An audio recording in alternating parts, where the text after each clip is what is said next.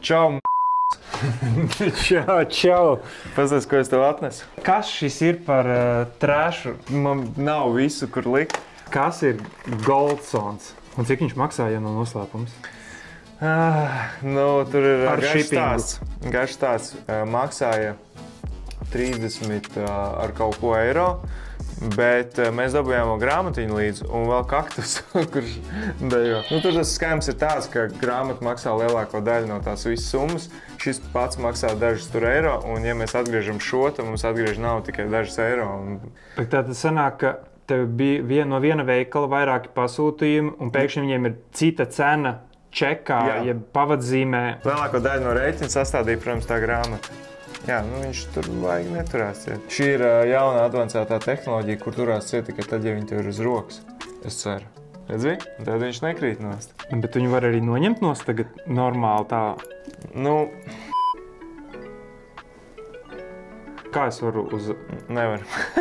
Es drīkstēšu viņu arī iznīcināt beigās? Tad Facebook Marketplace'ā mēs šito kā īstu Apple Watch nepārdosim. Labi, joka pēc uztaisīšu arī par šito apskatu. Pat ja produkts pašā būtībā, pašā saknē ir principā sūds, tam tāpat ir jādod iespējas kaut kādā veidā ņemt un sevi pierādīt, vai nu pozitīvi vai negatīvi dienas beigās. Šim te Goldsonam, kur Elvis nopirka, izies cauri dizainam, uzbūvēja, funkcijām, baterijai un vispār kaut kādām kopējām beigu domām par to, kā tad ir pirkt šīs lētās, principā feikās preces šaubīgos interneta veikalos. Varbūt, ka es ar šo te lieliski nostrādāto pulksteni arī nedaudz paspēlēšos, paskrāpēs korpusiņu pārbaudot, cik tas ir metālisks vai plasmasīgs. Varbūt nedaudz paslīcinot, lai pārliecinātos, ka tas tiešām nav ūdens noturīgs. Bet jā, pa visu pēc kārtas tātad Goldsons Smartwatch. Viss, kas par to tiek teikts, tam ir zelta krāsa, kā norādīts uz kastītes, darbojas ar iOS 9 un uz augšu vai Android 5.0 un uz augšu, kas ir ļoti zems standarts jebkurai ierīcei. Elegants dizains, aktivitāšu noteikšana, atrod telefonu un visaptveroša veselības stāvokļa monitorēšana vai noteikšana. Jāsaka godīgi. Pirmkārt jau, protams, ka paskatoties uz šo te ierīci, atcit nenormāli iPhone kā galveno iedvesmas avotu šajā produktā. Ir līdzi metāliska materiāla, es teiktu, siksniņa, kura stiprinās gluži kā standarta jebkura siksniņas, kurai ir nedaudz, es teiktu, vecmodīgs veids, kā pagarināt vai samazināt siksniņas diametru ap roku, ar tādām gropītēm iekšā, kas ir jāatzīst, nav varbūt sliktākais risinājums, jo pilnīgi noteikti tā vienkārši šis te pulkstenis nenonāks nost no rokas, un tad attiecīgi tu uzliec to ap roku sevis izvēlētajā apjomā. Arī pa lielam līdzīgi kā vecos labos pulksteņus, mēģinot kaut kā aizklipsēt klipsīti, un, beigās jau kaut kā uz rokas tas stāv. Viss, kas ir viena poga, kur... Šī ir jauna advancētā tehnoloģija, kur turās ciet tikai tad, ja viņi tev ir uz rokas. Es ceru. Redzi? Tad viņš nekrīt nost. Bet viņu var arī noņemt nost tagad normāli tā? Teiksim tā. Jā, jau sāk krist nost, bet labi. To var sagaidīt, ņemot vērā, ka tomēr šis produkts nav augstvērtīgākās uzbūves kvalitātes, bet kā tagad viņš ir jāsaliek pareizi atpakaļ? Sasodīts. Uzbūves kvalitāte, lai arī tehniski viss nepieciešamais ir, un tā vispār ir šī te pulksteņa tāda kopējā tēma, viens sasodītā miskaste. Tātad, lai arī tehniski ir aizdarīta, ir klipsis, ir siksniņa, tas viss kopā ir izstrādāts vai nostrādāts tieši par absolūto minimumu, kāds būtu nepieciešams produktam, un es viņu uzliku vēl nepareizi. Viss šeit ir nostrādāts pa absolūto minimumu, lai dienas beigās tehniski izpildītos nosacījums, ka tas aiztaisās ciet, bet tā cieta aiztaisīšanās nevienmēr būs tāda, teiksim, noturīga, stabila un laba. Funkcijas. Šim ir funkcijas, bet tās ir sūdīgas funkcijas. Pirmkārt, nevar atmodināt galveno izvēli vai ekrānu nekādā veidā divkārši pieskaroties. Normāliem pulksteņiem tu uzreiz pieskaries vismaz 2 reizes, vai dažiem pat 1 reizi arī šim, man tā liekas, GT5 Pro. Lūk, vienreiz pieskāries, atmodās, kaut kas norēģēja. Nu šim nekā, un ir tikai šis te always on ekrāniņš un nekā. Visa darbība attiecīgi vispirms jānospiež sānā poga, kura neritinās, lai arī ritulītis it kā ir virsū, bet bez piespiešanās, tas neko nedara. Tā, ka tas rotējošais kronis nav nekāds rotējošais kronis, bet vienkārši poga. Un tā ir vienīgā poga šim telefonam. Un tad, kad tu esi iekšā pašā galvenajā ekrānā, viss ir ļoti vienkārši. Tu pārmaini ekrāna dizainu vai šos te ciparnīcu blokus, kas ir fiksēts skaits. Lūk, tu arī vari redzēt konkrēti, kādi tie ir. Pie funkcijām tu vari nonākt pavalkot vai nu uz leju, kur ir tavi paziņojumi, kuri izlec.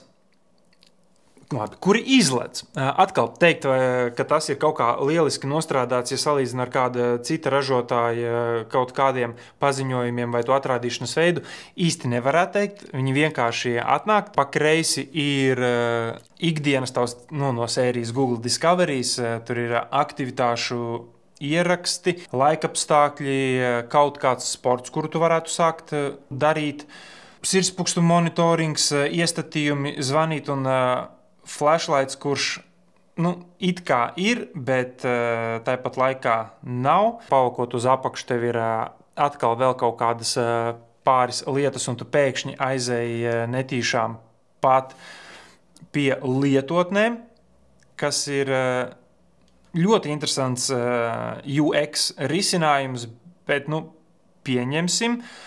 Un atkal no šejienes tu vari aiziet uz izziņām, sporta aktivitāti vai sirdspukstu mērīšanu. Un tas pa lielam šajā ir arī viss. Kas attiec uz pulksteņa savienošanu ar telefonu, tas ir relatīvi vienkārši, bet ne līdz galam vienkārši pasākums.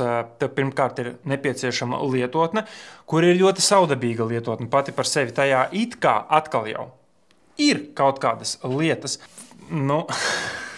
Šausmas, tas viss it kā, visas lietas ir, bet visas strādā, absolūti pašā sliktākajā minimālajā izpildījumā, lai tehniski varētu pateikt, ka tās ir, un tas ir arī viss. Lietotne ir briesmīga, tiešām briesmīga. Centrāli visam ir kaut kādas spēles, parādīšu, kā izstās lietotne. Lūk, centrā ir spēles, kuras tu vari leju pielādēt, un tā tālāk. Viss pārējās funkcijas ir tā kā noliktas fonā, sekundāri, tava veselība, tavi dati, tavas aktivitātes un informācija par tevi. Un informāciju par tevi šī ierīce vēlas daudz. Tā, ka tiešām daudz. Idejiski nav nepieciešams to lietot, bet idejiski nav nepieciešams arī šo te pirkt. Es tā vienkārši izbesījos vienā nenormāli stulbā, it kā sīkumainā lietā. Jebkurš audio, kuru tu atskaņosi, pat ja tev ir austiņas vai kaut kas, pēkšņi izdomās skanēt caur šo draņķīgo pulksteni. Vai tās ir kādas WhatsApp voice ziņas, vai tas ir kāds YouTube, tūlīt parādīs, atvērsim, piemēram, kādu no konzumera video. Piemēram, servisus, lai saprastu, kuri ir tā vērti un kuri pa lielam nav. Jā, virāli aizgājušo straumešanas servisu video. Lūk. Un es nevaru nekādīgi, neatvienojot pulksteni no telefona, pārmainīt atskaņošanas avotu šim te video. Tas ir kaut kāds sviests. Tā ir augstākā mērā invazīva vai tavu privātumu pārkāpjoša lieta. Tālāk, kas attiecās uz bateriju. Šim tāda arī ir tehniski, bet tā ir miskaste. Pirmkārt, tā lādējās ļoti lēni ar šādu te līdzdoto lādēšanas ietvaru, kurā idejiski vajadzētu domāt, ka ja jau tas ietvers ir tik tāds makans un tur pulksteni lūk šādi te ieskāvis iekšā, nu, ka tam vajadzētu būt izturīgam, bet es pat nevarēju bļāviens apgriezt normāli otrādāk, lai parādītu, cik tieši štruntīgs ir šis ietvers, un es mēģināšu tā. Tātad es esmu it kā ielicis iekšā.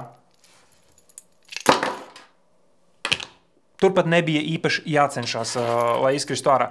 Uzlādējis it kā relatīvi ātri, apmēram kaut kādās 2,5 stundās, bet baterija tur arī kaut kādas 6 stundas. Līdz ar to šo pat nevar normāli. Es būtu cerējis, ka lētam pulkstenim vismaz būs laba, augstvērtīga baterija, bet nē, tā neizvilks tev pusdienu, nemaz nerunājot par nakti vai kaut kādu miega uzskaitīšanu. Līdz ar to, principā, šis ir tieši tikpat jēdzīgs, cik normāls standarta Apple Watch. Jo abiem diviem tu nevari viņu 24 stundas nesāt, baterija neturēs. Pamēģināšu paskrāpēt un pamēģināšu kaut kur noslīcināt. Pārbaudīsim, cik ļoti labi kasās nost. Un zem zeltiņa ir zelts apakšā. Da labi. Kā?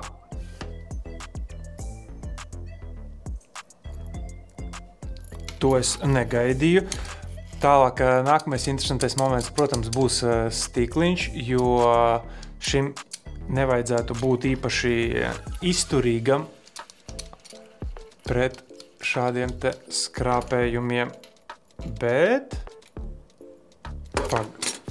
izskatās, ka ir. Kaut ko var redzēt virsū, un šis nav nekāds augstākās raudzes aparāts, ja mēs ar pašu kantīti. Ok, stikls izstās, ka virsū ir diezgan stiklīgs. Var jau redzēt palikušas švīkas. Ok, nu, kaut kāda izturība šim te draņķim ir. Lūk arī paziņojums. Nu, atvērt? Nē, view. Nu, it kā parāda visu izziņu, bet, nu, atkal, nu, jānoslīcina vēl. Lūk, arī trauks.